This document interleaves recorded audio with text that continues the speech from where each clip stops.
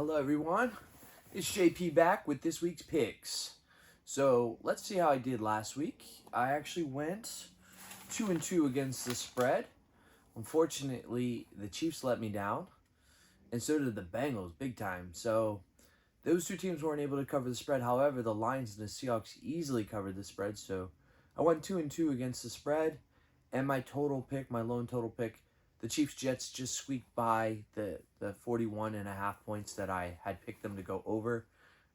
Mahomes had slid to run out the clock. That would have hurt if that was the difference in the total. But fortunately, I was 1-0 in my total pick.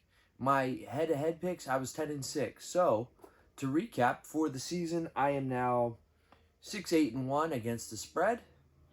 I am 37-27 with my straight-up picks. And for my totals, I am now 2-3 on the season. Before I go ahead and give you my picks for this upcoming week 5, I kind of want to recap. We're close to about a quarter of the way through the season. It's a little awkward now because there's 17 games, so there's not really a true quarter mark. But some things that I've noticed with the early part of this season, I feel like there's a lot of inconsistency. I mean, from one week to the next, teams like the Houston Texans are really hard to figure out. Even in Indianapolis Colts, can't seem to get a grasp on them. Tennessee Titans, which team are they? Are they the team that slaughtered the Bengals, or are they the team that got blown out by the Browns? You know, it just seems like teams are just all over the place. Jacksonville Jaguars, another team. I mean, they're all from that division, but it just seems like teams are not consistent. Even the Cleveland Browns, you could throw them in there. Quarterback play has been pretty poor. And some of that is just from inexperienced quarterbacks. It's also from the changing of the guard. I mean, in the last couple of seasons, we've lost Drew Brees, Tom Brady. I mean, to some extent, Aaron Rodgers, right? Because he played one game, one like series of a game, I guess. Ben Roethlisberger, Philip Rivers. You know, these are guys who've been playing for a long time, and so now you're left with like these lesser quarterbacks, inexperienced, a lot of young guys coming in, and they're going to have their growing pains. So I think you're seeing some poor quarterback play. I also think you're seeing some poor offensive line play. Zach Wilson at times looks like he has no time to throw. I mean, if you watch that Dallas game, Michael Parsons was all over him, all over the field, really. But, like, you know, it's easy to get critical of Zach Wilson, but, you know, if you give him some time, he can play a little bit. And so it's really hard to gauge some of these guys. Daniel Jones, I'm not a big fan of. I don't think he's an incredible quarterback. I don't think the Giants should have extended him, but in fairness to him, the Seahawks were just down his throat the whole game. And I think it's easy to sit there and be like, well, why did he make some of those passes, those interceptions? But when you have so much pressure going against you consistently all game long, that clock in your head is just sped up so much that, like, even when you do have good protection, you feel like you don't because it's coming from everywhere. They were blitzing both sides, straight up the middle. I mean, there was just no picking it up. That team, you know, there's a couple teams that just look like they're a mess this year. The Giants are one of them. The Chicago Bears are another team. I think the Chicago Bears might be the worst team. I mean, go figure. Yeah, you know, I understand the strategy. They late in their game against Denver, they tried to go for it on a fourth down. They wanted to be able to burn out the clock and kick a game-winning field goal so that Denver wouldn't be able to score.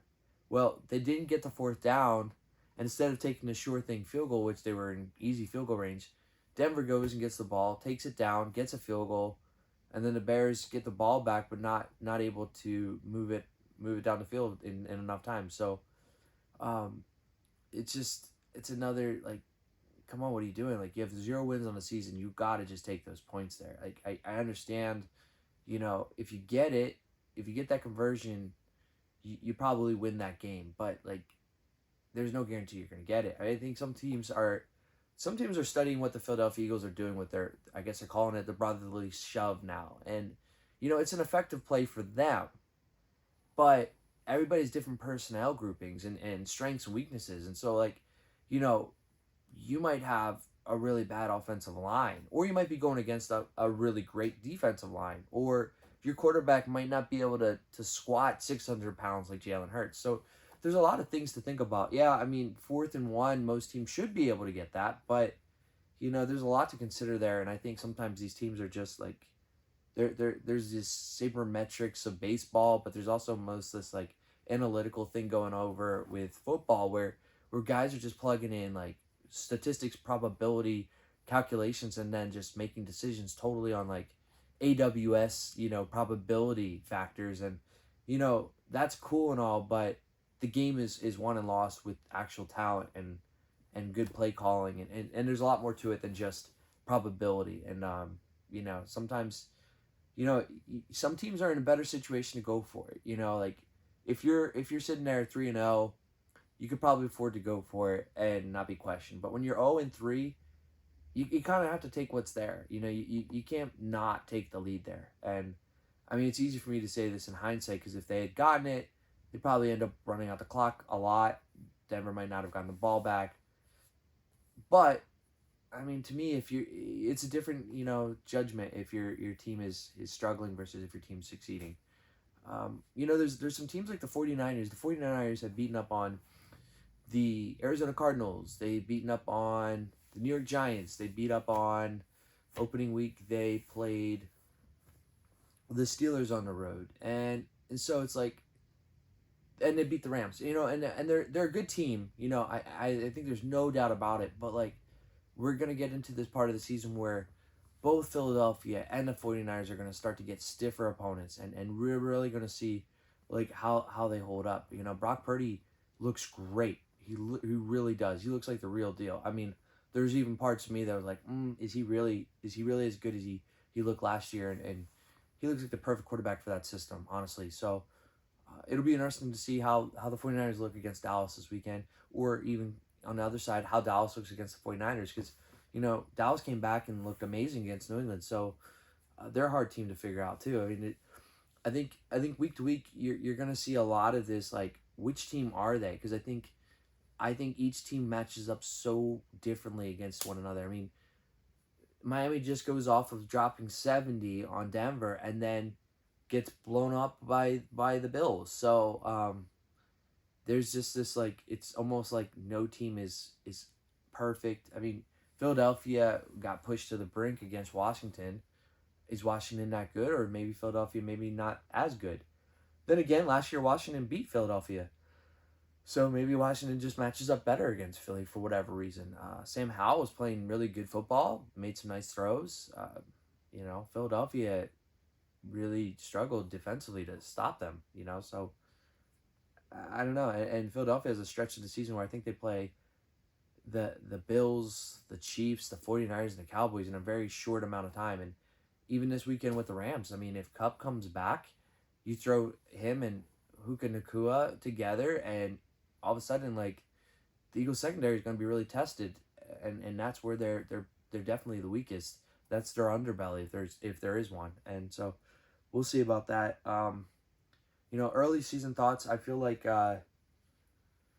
this has got to be it for Brandon Staley if the Chargers can't string together a bunch of wins this year, because this team is so talented. I mean, I'm not surprised that they're starting to put together some wins, but like, even against the Raiders, now I know Herbert got banged up in that one, but even against the Raiders, I mean, they didn't put him away. I mean, they scored those 24 points and really didn't add to it the whole rest of the game. And all of a sudden the Raiders were driving, looking to tie the game up. So the Chargers play with their food way too much to really be taken seriously. Jacksonville had a nice win in London, but can they continue that success against the Bills? I really don't think so. This Jacksonville team doesn't look that good to me. Yeah, they beat Atlanta, but Desmond Ridder is one of those quarterbacks that I'm not sold on. He's kind of in that Jordan Love, like, sometimes he can do it, but sometimes he can't. Damn it. You got like all these quarterbacks that you could kind of clump in this category where Josh Dobbs and not Justin Herbert, but Justin Fields. I mean, they're just not consistent. The only thing consistent about them is their inconsistency. A lot of quarterbacks staring down the receivers. Defenses are able to watch the quarterback's eyes and really make moves. I think that's been a common theme that I've seen this year. And so we'll see what keeps happening. But on to this week's picks. I'm going to try to improve upon my record. Here we go. So this Thursday night, we have the Bears at the Washington Commanders. The Bears just haven't put it together this year. And, they had Chase Claypool was a healthy scratch last week.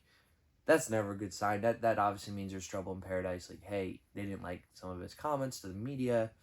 You know, when you're over and you're healthy scratching like a playmaker, it just doesn't look good. I mean, that's just not what you want to see from a team. Justin Fields had a nice first half last week. They did put up some points, but Denver's also looking like a mess. So what's that say about the Bears? Is that more about the Bears or about the Denver defense? Washington Commanders had a great game last week. I really was impressed by them. The poise that Sam Howell showed coming in and scoring that game-tying touchdown with 1 second left. You got to wonder if, well, I mean, obviously it's hindsight 2020 thing, and there's a really close play on the sideline where their receiver in overtime almost got his foot down. Debatable whether he did or didn't. Honestly, it was that close. They kind of stuck with the play that was called or the call that was made on the field. But you look at that play, and that could have changed the outcome of that game. Or should the Washington have gone for 2 points there and just said, hey, you know what? Let's try to win this. And maybe that would have been the best play. It's hard to say. I mean, overtime is such a crapshoot. You really don't know how it's going to play out sometimes. So, anyway, without further ado, I'm going to go with the Washington Commanders. I can't pick the Bears right now. They're a dumpster fire. Washington is the better team. They're playing at home. I think they'll be able to win that game.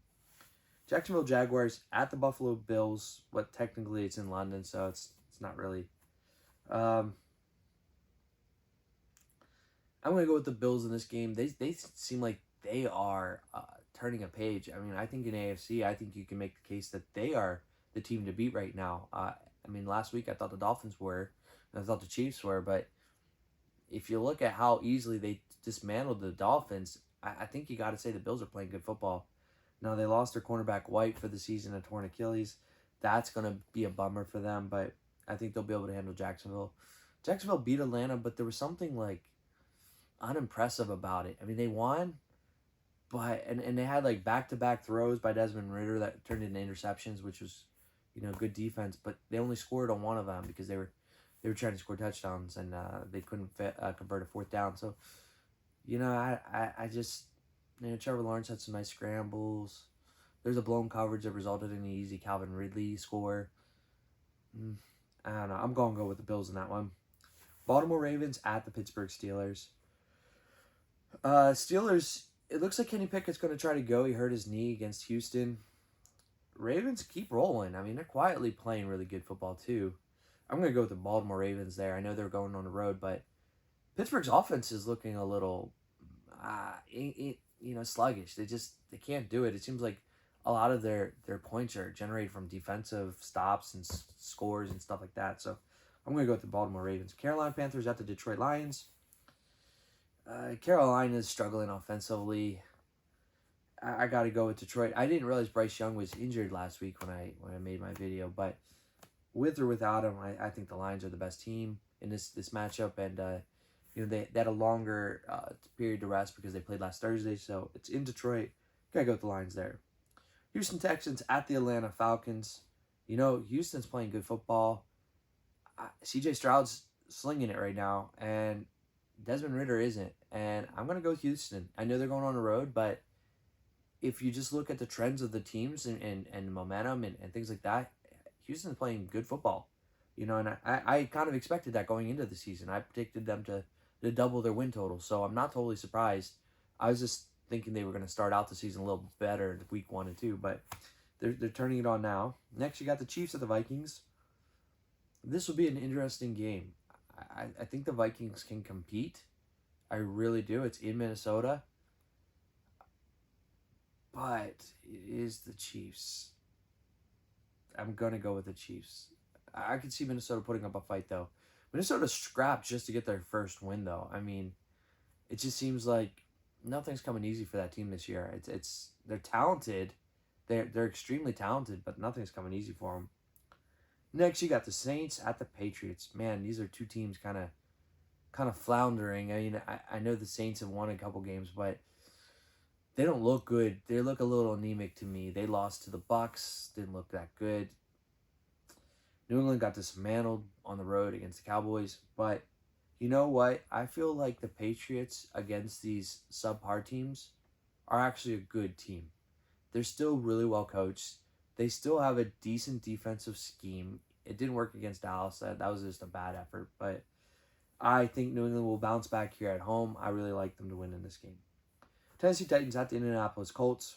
Titans are coming off a pretty nice victory against the Bengals, and then the Colts lost an overtime game against the Rams. You know, both teams are really, really hard to gauge right now, but I'm going to go with the Colts just because they're playing it at home. I don't know. I don't know what to make of the Titans. I don't have a good description for what they're doing right now. It's like they're alternating their performances. 1 week good, 1 week bad. They beat the Chargers in this weird game, this back and forth overtime game, and then they laid an egg against the Browns. So which team are they? I don't know. Maybe we'll find out soon, but I'm gonna go with the Colts there. You get the New York Giants taking on the Miami Dolphins. Give me the Dolphins. The Giants are a dumpster fire right now. I was just really like, wow, what am I watching on Monday Night Football? It was that bad. It's almost laughable that Brian Daboll was Coach of the Year last year, and then look at them. It's like, maybe you got to think twice about giving it to that team you didn't expect to be as good, because maybe it's a little fluky, and that's how the Giants look to me. They're a far cry from a playoff team right now. Cincinnati Bengals at the Arizona Cardinals. I don't know. It's hard to trust the Bengals the way they look right now, to be honest with you. If they can't beat the Titans, I mean, their only win was against the Rams, and even that was ugly. It was an ugly defensive scrap. I mean, they got lucky on that one touchdown that was called back early in that game, and I think Tutu Atwell was just barely down before he got to the end zone or something. I'm gonna roll with the Cardinals here. I mean, I thought they were gonna go winless all year, but I see them scrapping. I see fight in this team, and Josh Dobbs is better than I expected him to be. I'll be truthful there. So I'm gonna go with the Cardinals over the Bengals. I'm honestly shocked that I'm saying this, but there's something wrong with Joe Burrow that's to the point where it's affecting him so much that he's not the same guy right now. At some point, the Bengals have just got to shut him down. I mean, I know they want to win. They're in this win now mode. They keep coming close to a Super Bowl, but he's your franchise quarterback. You just gave him all this money, and there's something not right there. There's clearly something not right there. He's too good of a player to be this ineffective offensively. He can't move. He's throwing these dump passes. I mean, I gotta go with the Cardinals. The Cardinals are scrappy, man. They're a much better team than I expected them to be. I'm pretty impressed with their effort. Next, you got the Eagles at the Rams. This is a game that you think like the Eagles should just dominate, and I think they will win. But man, if the Rams come in and win this game, I will not be shocked. The way that they have been competitive this year is a testament to their coach, Sean McVay. It's a testament to these stud wide receivers that seem to come out of nowhere. The offensive play calling. I mean, they still have Aaron Donald on defense. It's not like he's terrible. So they got some pieces, and if Kupp can play, that's another one. Now, I can't expect him to play a ton of snaps, and I can't expect him to be exactly where he left off when he was in his dominant form, but it's going to be a shot in the arm. I'm going to pick the Eagles here, but I don't feel as good about it as I've felt about other Eagles games this year, just because the way they looked against Washington at home, that just did not impress me. Next, you have the New York Jets taking on the Denver Broncos. So, the Jets lost a tough one, and Zach Wilson looked pretty solid in it, to be honest, until that late fumble he had. It was just an unfortunate thing, a little snake bitten. But, I was really impressed with how the Jets got smacked in the mouth and just didn't go away. They kept fighting, clawing back, got that safety, and then they just kept tacking on some points. And before you know it, this game was like a 3-point victory. That's a close game against the defending champs. Denver is barely beating the Bears. From a logic standpoint, I know sometimes you can't do this where it's sometimes you just can't compare how one team looks against another and use that to judge how they'll do against a different team.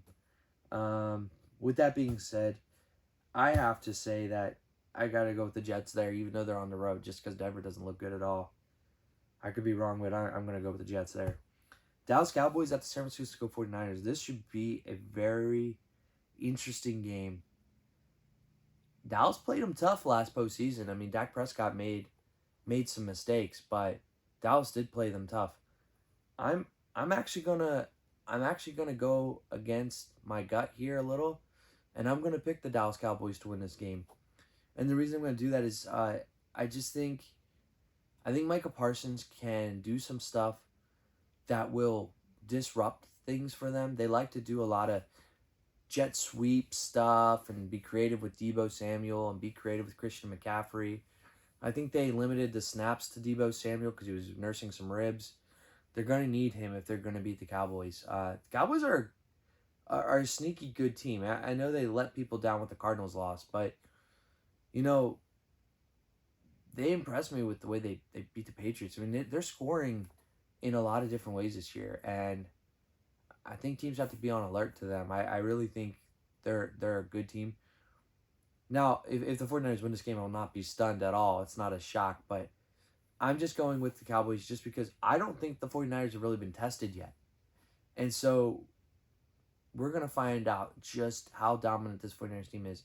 If they go in there and they smack the Cowboys, then it's like, oh, they've got to be the team to beat in the NFC. But I'm going to go with the Cowboys in that game, surprisingly.